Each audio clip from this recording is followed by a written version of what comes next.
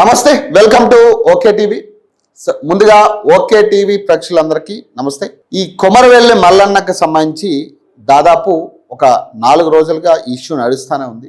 ఖచ్చితంగా చాలా దారుణమైన సంఘటన ఇది. కులాలను అడ్డు పెట్టుకుని కుల పిచ్చిలో ఒక చిన్న పాపని, అపంశుభం తెలియని పాపని బలికొనడం అనేది చాలా ఘోరమైన సిచ్యువేషన్. దీని మీద కుల సంఘాలన్నీ ఇప్పటికే ధర్నాలు చేస్తున్న పరిస్థితి. ఆ కుటుంబానికి న్యాయం చేయాలంటూ కూడా వాళ్ళు ధర్నాలు చేస్తూ ఉన్నారు.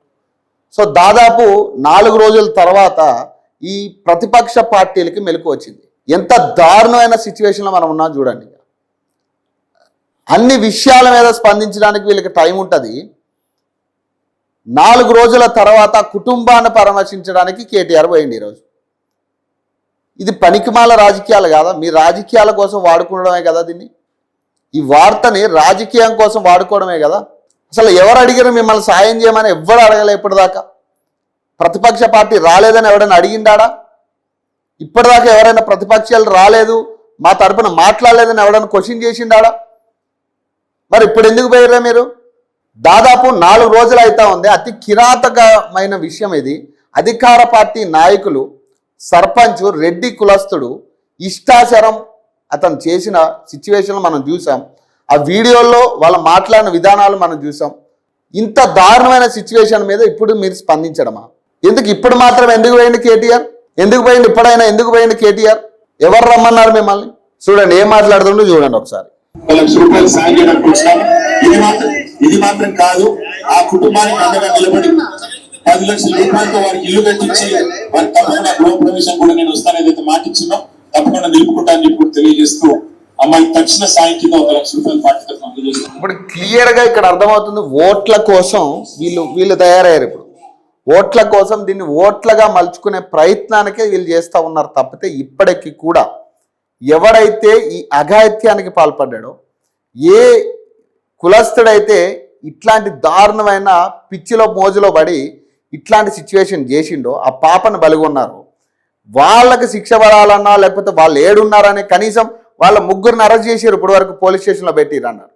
ఏరి ముగ్గురు ఏరి ఉన్నారా? వాళ్ళు ఇంకా పోలీస్ స్టేషన్లో ఉన్నారా? వాళ్ళకి శిక్షలు పడ్డాయా? తెల్లారు లేగిస్తే మొరుగుతానే ఉంటారు కదా కుక్కల్లాగా.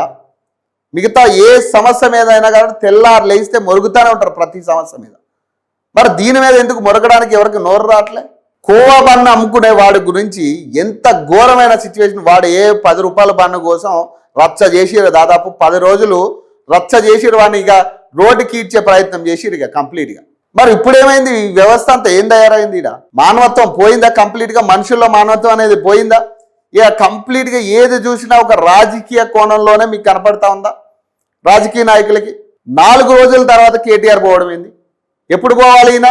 4 రోజుల ముందే పోయి నువ్వు ధర్నా చేయాలడ. ఒక ప్రతిపక్ష నాయకుడిగా నీ హక్కు అది. ఇప్పుడు పోయి 1 లక్ష రూపాయలు ఇచ్చి ఎందుకు?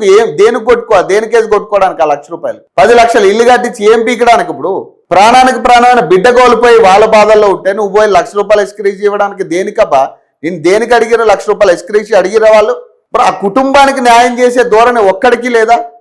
ఒక్కడైనా కూడా కుటుంబానికి న్యాయం చేయాలన్న ఆలోచన ఎవడైతే దీనికి కారకులయ్యారో ఆ 4 వ్యక్తుల్ని పట్టుకున్నారా?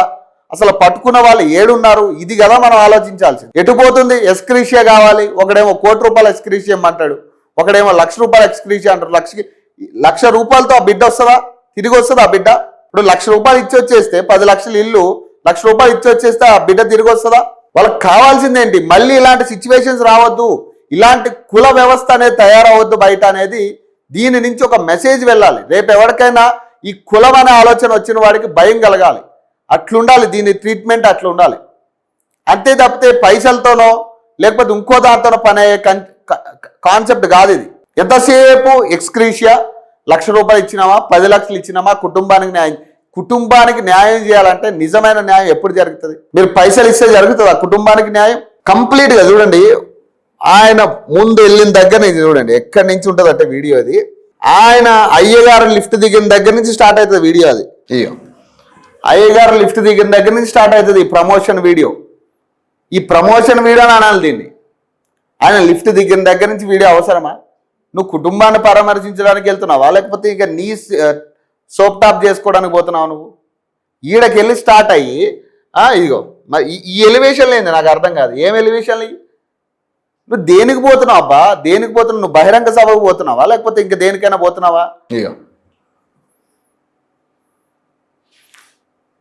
ఈ పనేదో నువ్వు డే 1లో చేస్తే కనీసం నీ మీద రెస్పెక్ట్ ఉండే ప్రజలకి, తెలంగాణ ప్రజలకి కనీసం నీ రెస్పెక్ట్ అయినా ఉండే. ఒక ప్రతిపక్ష పార్టీగా వీళ్ళు నా తరపున నిలబడ్డారా, నా కుటుంబానికి ధైర్యం ఉండేది. ఇప్పుడు పోయి నువ్వు మేము ఏదో పొడిచినాం పీకినాం అనే గాడికి ఇప్పుడు మాట్లాడితే మాత్రం కాని పని. మేము అడిగేది ఏంటంటే నువ్వు ఇవ్వాల్సింది 1,00,000 రూపాయలు 10 లక్షల ఇల్లో కాదు వాళ్ళకి ఇవ్వాల్సింది. నీకు నిజంగా ధైర్యం దమ్ము ఉంటే వాళ్ళ తరపున నిలబడి వాళ్ళకి ఏదైతే అన్యాయం జరిగిందో, అన్యాయానికి కారకులయ్యారో వాళ్ళకి సరైన శిక్ష పడాలా.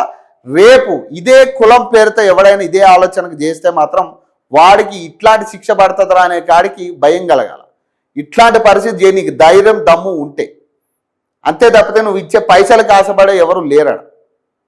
ఇది మాత్రం క్లియర్గా సూటిగా చెప్తా ఉన్నాను. ఇన్ని రోజులకు నువ్వు పోవాల్సిన అవసరమే లేదు. అసలు నిన్నెవడో రమ్మల్లే కూడా, నువ్వు పోలేదని ఎవడు కూడా ఆలోచన కూడా లేదాడ. కనీసం ఇప్పటికైనా ఆ పిఆర్ స్ట్రాటజీస్ మానేసి ప్రతి అంశంలో కూడా ఒక పిఆర్ స్ట్రాటజీ అనేది మనం పెట్టుకోవడం అలవాటు అయిపోయింది. ఆ పిఆర్ స్ట్రాటజీస్ మానేసి కనీసం ఇప్పటికైనా ప్రజల్లో బతకడం నేర్చుకోండి బీఆర్ఎస్ వాళ్ళు కూడా. లేకపోతే ఇక తర్వాత వచ్చే పరిస్థితుల్లో మళ్ళీ బీఆర్ఎస్ కోటేస్తారన్న ఊహలు తప్పితే మళ్ళీ మనల్ని పట్టం కట్టే పరిస్థితి ఎక్కడ కనపడట్లే. మన తరపున నిలబడే నాయకుడు కూడా కనపడట్లేదు నెక్స్ట్. కాబట్టి ఇక కంటిన్యూ చేయకండి, ఇట్లాంటి పిఆర్ కంటెంట్లు చేయకండి ఇక. సో మరిన్ని అప్డేట్స్ కోసం చూస్తూనే ఉండండి ఓకే టీవీ.